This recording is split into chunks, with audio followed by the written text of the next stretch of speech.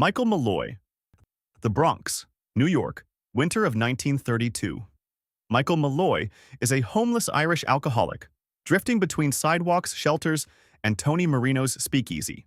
To Marino and the men around him, he looks like the easiest target in the city. He is broke, always thirsty, and easy to bring back to the same stool. They take out insurance policies on him, keep the drinks coming, and wait for his body to quit. That is the plan. Then the plan starts turning stupid. Malloy drinks free liquor until he can barely stand. Then they switch to wood alcohol. He drinks that too. They serve him rotten food and oysters soaked in alcohol that should have killed him. He eats them, sleeps it off, and comes back through the same bar door asking for more.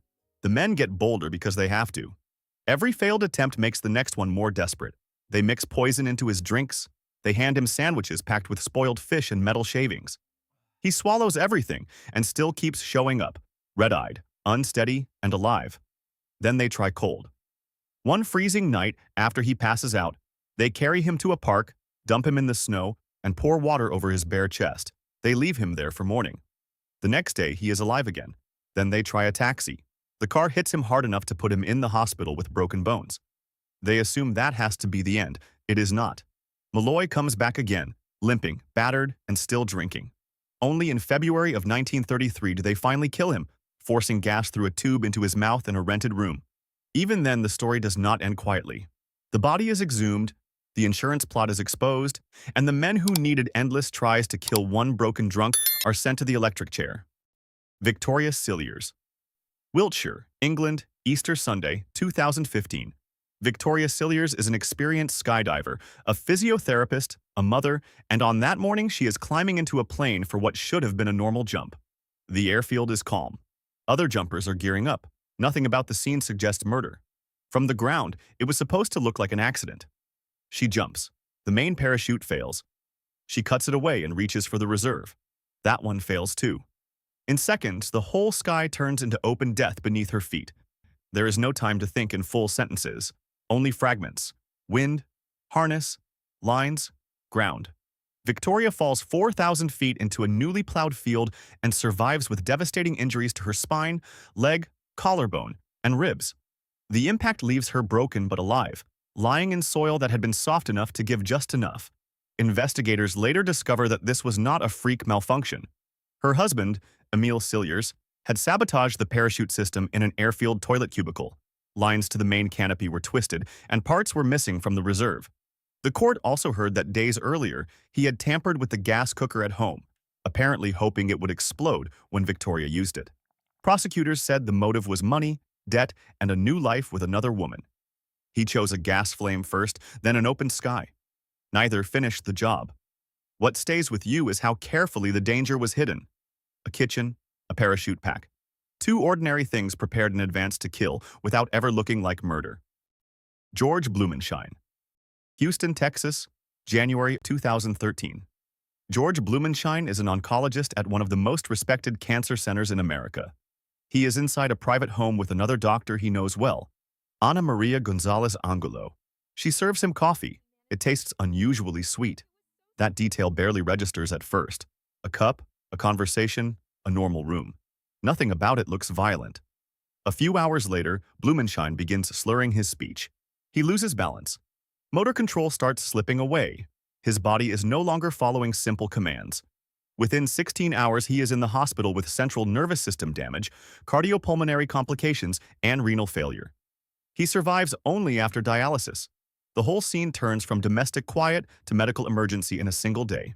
Prosecutors say Gonzalez Angulo laced the coffee with ethylene glycol, a toxic chemical commonly associated with antifreeze. The relationship between them had turned unstable, and prosecutors argued she was furious that it was not going the way she wanted. There is no struggle, no scream, no visible weapon. Just two doctors, 2 cups of coffee, and one of them quietly poisoning the other at a table. The violence is hidden inside something warm and ordinary. By the time the victim realizes something is wrong, the poison is already moving through his blood. Benito Mussolini. Rome, the 7th of April, 1926. Benito Mussolini has just finished speaking to a conference of surgeons and is walking through the Piazza del Campidoglio. The square is full of bodies, uniforms, stone steps, bright daylight, and people pressing close to see him. It is the kind of public moment where danger can hide in applause. Violet Gibson, a small Irish woman in the crowd, raises a revolver and fires at point-blank range. He should have died there in public. Instead, he turns his head at the exact wrong moment for the shooter and the exact right moment for himself, glancing toward nearby students who are singing. The bullet grazes the bridge of his nose instead of driving into his face. Blood appears instantly. The square jolts. Gibson tries again, but the next round lodges in the pistol. The crowd surges. She is dragged down before she can fire again, and police pull her away before the mob can tear her apart. Mussolini is shaken, bleeding, but still standing. Hours later, he is back in public with a bandage on his nose. In a packed Roman square, surrounded by supporters, one of the most powerful men in Europe comes within inches of death and survives because the timing breaks in his favor. Mary Vincent. California, fall of 1978. 15-year-old Mary Vincent is hitchhiking near Modesto, trying to get to her grandfather's house, when a man in a blue van offers her a ride. His name is Lawrence Singleton. At first, he looks exactly like what he wants to look like, an ordinary older man on an ordinary road. Then he keeps driving. He turns onto an isolated stretch far from traffic, houses, and help. The world narrows to the van, the empty roadside, and a girl realizing too late that she is trapped. Singleton attacks Mary, keeps her under his control through the night, and leaves her with catastrophic injuries in a remote ravine, convinced that no one will find her in time. But the story does not end there. Mary refuses to give in. Despite massive blood loss, shock, and pain, she stays conscious long enough to think clearly. She presses dirt against her wounds to slow the bleeding and begins pulling herself up a steep embankment in the dark, inch by inch without the use of her hands. She reaches the road alive and is found by passing strangers who get her to a hospital. Later, she helps identify Singleton. In court, she points him out with a prosthetic hook. He believed distance, isolation, and the landscape would erase her. Instead, she survived, returned, and became the witness who helped bring him down. Noela Rukundo. Bujumbura, Burundi, February of 2015. Noela Rukundo is in the country for her stepmother's funeral. She is staying at a hotel when her husband, back in Australia, tells her on the phone to step outside for some fresh air. It sounds harmless.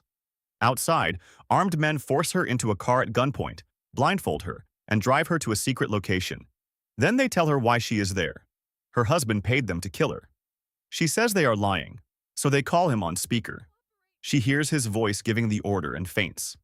In minutes, a normal phone call turns into proof that the person closest to her wanted her dead. The kidnappers decide they will not kill a woman. They keep the money, hold her for 2 days, and release her. Back in Melbourne, her husband has already started telling people she died in a tragic accident. He is building grief around a murder that never happened. Friends console him. Sympathy gathers around him. He is already rehearsing life after her. Then, the dead woman comes home. Noela returns to Australia, confronts him face to face and says, "Surprise, I'm still alive." He touches her to see if she is real. Then she calls police. He is later sentenced to 9 years in prison for ordering the hit. What makes the case so memorable is how the lie collapses.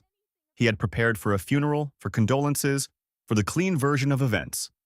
Instead, the person he paid to erase walks back into the room herself.